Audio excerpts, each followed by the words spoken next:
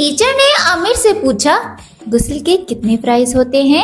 आमिर बोला, teacher fries क्या होते हैं? टीचर ने कहा, जिनके बगैर गुस्ल नहीं होता। आमिर बोला, हाँ मैं समझ गया टीचर, वो 4 होते हैं। टीचर ने कहा, शाबाश आमिर, ये बताओ कौन कौन से? बाल्टी, मग्गा, साबुन, तौलिया।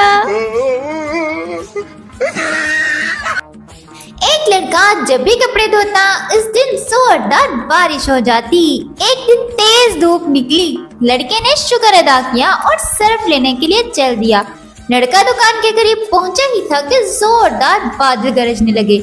लड़के ने आसमान की तरफ मुंह किया और बोला, किधर? हम तो यहाँ पे बिस्किट लेने आया, सर्फ थोड़ी। आपको हमारा कंटेंट कैसा लगता है? जैसा भी लगता है फीडबैक में जरूर शेयर कीजिएगा।